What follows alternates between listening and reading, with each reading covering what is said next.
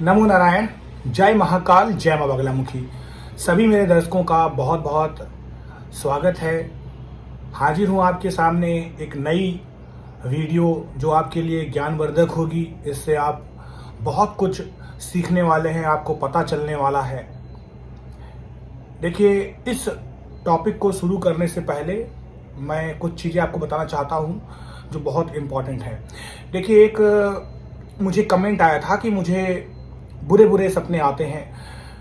हमेशा कोई इंसान मुझे डेड बॉडी जैसा दिखता है, मरा हुआ दिखता है।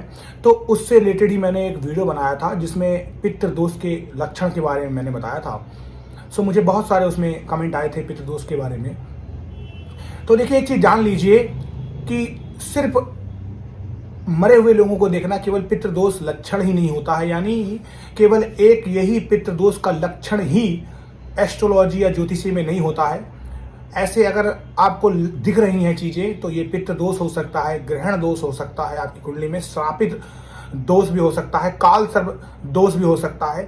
कई ऐसे सारे और भी दोष हैं जिसकी वजह से होता है। जिस तरीके से लोग काला जादू और वशीकरण को एक साथ अटैच कर देते हैं, जोड़ देते हैं। देखिए, जूडो और कराटे, जूडो मतलब किसी को मारना, कराटे मतलब बचाव करना। तो आप कह सकते हैं कि कराटे एक तरीके से वशीकरण हुआ और जूडो ब्लैक मैजिक हुआ।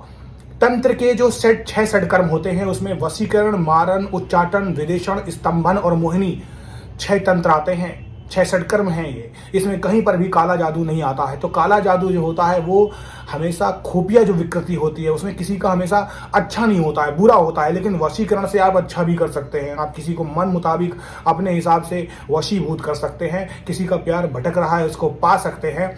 प्रेमी प्रेमिका आपसे दूर चले गए हैं तो उसको भी पाया जा सकता है। पति पत्नी के रिश्तों के बीच में दरार आ रही है तो भी हो सकता है। तो तंत्र जिस तरीके से केवल काला जादू पे ही सिमटा नहीं है, उसी तरीके से एस्ट्रोलॉजी किसी भी ग्रहण में सिमटी नहीं है। जाते जाते यानी इस टॉपिक से अपने टॉपिक की तरफ शिफ्ट होते होते मैं आपसे एक बात कहना चाहता हूं कि देखिए, बंदूक जो होती है उसका काम चलना है। उसे फर्क नहीं पड़ता है कि सामने वाला साधक है या नॉर्मल आदमी है, गुरु है या कोई भी है। अगर उसके हाथ में बंदूक आई और ट्रिगर दबा तो बंदूक चलेगी, और चलेगी तो नुकसान होगा।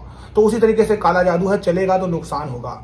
लेकिन अब ये किसके हाथ में बंदूक है ये डिपेंड करता है। हो सकता है कोई उस बंदूक को अपने पास सिर्फ सुरक्षा के लिए रखता हो कि अनजाने में कोई ऐसी चीज आए तब हम उस चीज के लिए करेंगे, अभी हम किसी का नुकसान नहीं पहुंचाएंगे। लेकिन कोई एक ऐसा इंसान हो सकता है जिसका खुरापाती दिमाग हो, उसके दिमाग में केवल नुकसान पहुंचाना ही हो तो वो नुकसान पहुंचाएगा। आज का टॉपिक है कि अगर आपको ऐसे चीजें हो रही हैं या फिर आपको ऐसा लगता है कि आपकी बुद्धि बधी हुई है। देखिए, बुद्धि बधी का मतलब होता है कि आपके ऊपर किसी ने काला जादू कर दिया है, कोई ऐसा लक्षण है जिससे आपके काम सब उटपटांग होने लग जाए, तो इसका संकेत होता है कि आपकी किसी ने बुद्धि बांध दी है। चलिए, बुद्धि बांधना को हम समझते हैं। हमारे शरीर के अंदर 2 ही चीजें हैं जो बहुत स्ट्रांग होती हैं, उससे आप सब कुछ काम कर सकते हैं। एक बुद्धि यानी आपका मन हो सकता है, आपका माइंड हो सकता है, मस्तिष्क हो सकता है, जिस भाषा में आप चाहें उस भाषा में उसको ले सकते हैं। और दूसरी चीज होती है आत्मा, ये किसी के कब्जे में नहीं आ सकती है, किसी के कब्जे में नहीं आ सकती है। लेकिन तंत्र के कुछ ऐसे मंत्र होते हैं, यानी पारलौकिक शक्ति ही इसको अपने काबू में ले सकती है, क्योंकि आत्मा और माइंड जो है वो पारलौकिक शक्ति है। इंसान इसे कभी काबू में नहीं कर सकता है। इंसान इसे कभी काबू में नहीं कर सकता है। इसके वेग में या तो बह सकता है या फिर इनसे अपने उसी के चाल के अनुरूप में थोड़ा बहुत काम ले सकता है, विवेक से वो भी। होता क्या है कि किसी भी इंसान ने आपके ऊपर अगर काला जादू कर दिया हो, और आजकल जलने वाले लोग बहुत ज्यादा हैं और जलते तब भी हैं जब आपके जो पेड़ में हैं वो फल पक गए हों। याद करिएगा कि कभी भी कांटों वाले पेड़ों पर कोई भी पत्थर नहीं मारता है। तो या तो आप पैसे से बहुत ज़्यादा आगे बढ़ चुके हैं, उसकी तरक्की जो है आपकी देखी नहीं जा रही है किसी को। कोई ऐसा इंसान है जो आपसे बहुत जलता है, कोई बात उसको चुभ गई है, कोई बात चुभ गई है, या किसी रिश्ते के बीच में आप आ रहे हैं तो भी आपके ऊपर वो ऐसी हरकतें कर सकता है। ये चीज़ें कलयुग में आसान हैं, हो जाती हैं। बहुत से तांत्रिक ऐसे हैं जो पैसे के लिए केवल 2-2.5 हज़ार रुपए के पीछे बहुत कुछ भी कर सकते हैं। तो बचाते कम हैं, नुकसान जल्दी करते हैं। तो ऐसे में आपकी बुद्धि बांध दी जाती है। लेकिन कुछ लक्षणों से आपको पता चल जाएगा कि आपकी बुद्धि बंधी हुई है। सबसे पहला लक्षण ही यही होता है कि अगर इंसान पहले के जैसा अब नहीं रहा है, उटपटांग हरकतें करने लग जाए, पागलों की तरीके से हरकतें करने लग जाए, तो समझ जाइए उसकी बुद्धि बधी हुई है। ऐसे इंसान के घर में दरार पड़ जाती है, रिश्ते हों और चाहे उसके घर में हो, दीवारें सिम जाती हैं, दरार आ जाती है, पानी टपकने लग जाता है, मतलब उसकी बुद्धि बांधी गई है। ऐसा इंसान हमेशा नौकरी में अगर काम कर रहा है तो नौकरी में अपना 100% नहीं दे पाता है, उसका दिमाग कुछ ना कुछ सोचता रहता है। अगर बिजनेस कर रहा है उसमें भी हमेशा कुछ कर नहीं पाता है, तो परफॉर्मेंस रहती है जीरो और रिजल्ट भी मिलता है जीरो। तो एट द एंड में जो आपके पास पैसे सेविंग में रहते हैं वो भी होते हैं जीरो, यानी जितना पाया उतना गंवाया। दूसरी बात आती है कि ऐसे इंसान का पूजा पाठ में बिल्कुल भी मन नहीं लगता। ऐसा इंसान हमेशा पूजा पाठ से भागेगा, भगवान का नाम लेते ही वो इंसान गाली देने लगेगा, उटपटांग शब्द निकालेगा और कभी कभी धर्म को और अपने जो ईश्वर होते हैं उसको भी अपशब्द निकालता है।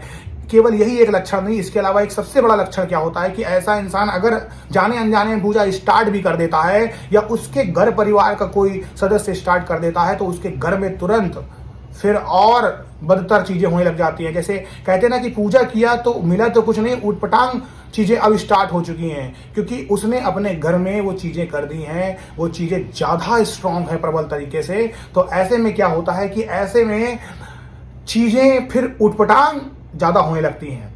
पूजा करते ही अब चीजें और ज्यादा खराब हो गई हैं, तो भी इसका मतलब है कि काला जादू हो चुका है। और दूसरी बात आती है कि ऐसे में आप एक चीज और देखेंगे कि पूजा पाठ जब भी इंसान करना स्टार्ट कर देता है तो या तो उसका दिया बुझ जाएगा या फिर जो फूल होते हैं वो जल्दी मुरझाना स्टार्ट हो जाएंगे, उसके घर से एक अजीब प्रकार की दुर्गंध आएगी, कपड़े जो होते हैं वो खराब होने लग जाएंगे। कह सकते हैं कपड़े एकदम से उसमें फफूंद लग जाए या कुछ लग जाए, दीवारें तो खराब होती हैं तो कपड़ों में भी होने लगता है, पानी उसके घर में जमा होने लग जाएगा। ये सबसे बड़ी निशानी है। उसके घर में कोई भी जानवर आएगा नहीं कभी भी, भिखारी जो पहले आ भी रहे थे वो भी नहीं आएगा, कोई मांगलिक कार्यक्रम नहीं होगा कभी भी।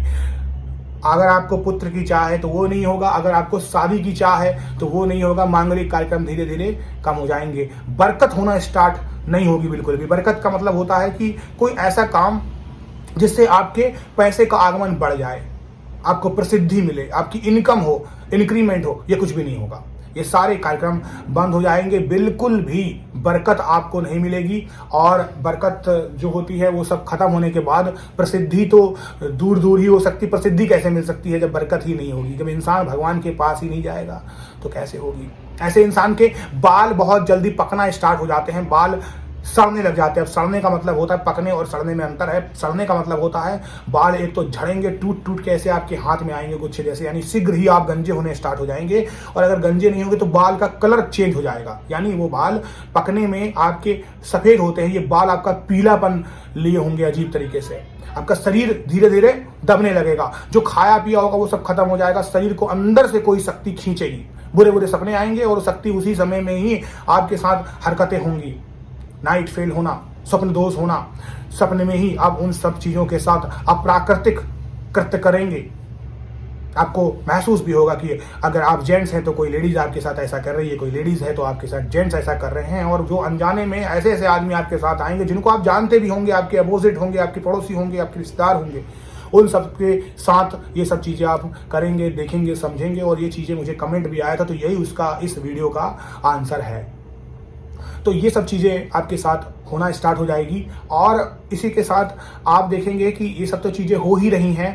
और ऐसा इंसान क्या करेगा, धीरे धीरे अपने शरीर को गंवाने लगेगा और धीरे धीरे खाट पकड़ लेगा, यानी कोई ऐसा बीमारी उसको लग जाएगी कि वो क्योर नहीं होगी। डॉक्टर को दिखा लीजिए, रिपोर्ट में नहीं आएगा, दवाइयाँ कर लीजिए, कुछ नहीं आएगा, पूरे पैसे बर्बाद कर लीजिए। अब देखिए पैसे की आमदनी नहीं हो रही है, बरकत नहीं हो रही और पैसे जा रहे हैं। तो इसका मतलब होता है कि ऐसे इंसान की बुद्धि बधी हुई है। अब बात जब बुद्धि की आएगी तो बुद्धि का प्रयोग भी आना चाहिए। जी हाँ, बिल्कुल आएगा। ऐसा इंसान उटपटांग हरकतें तो करेगा ही करेगा। कोई ऐसा डिसीजन ले लेगा जो उसके लिए और उसके परिवार के लिए अच्छा नहीं होगा, लड़ जाएगा, किसी से लड़ जाएगा तो उस पर कोर्ट कचहरी मुकदमा हो सकता है। किसी को मार देगा तो वो भी पीटा जाएगा, गाली देगा तो बदले में तब भी पीटा जाएगा। ये समाज ऐसा ही है, आप किसी से कुछ कहिए तो बदले में वही मिलेगा, कोई भी किसी से कम नहीं है। सो ये चीजें भी होंगी। और इसके अलावा ऐसा इंसान बुद्धि से, विवेक से काम नहीं लेगा तो कोई भी उटपटांग चीज खरीद के ले आएगा, पैसा गवा देगा, फिर पछताएगा। कोई ऐसी हरकत कर देगा, फिर पछताएगा। कोई बिना सोचे समझे कोई ऐसी एग्रीमेंट साइन कर देगा, सब नरक में मिला देगा।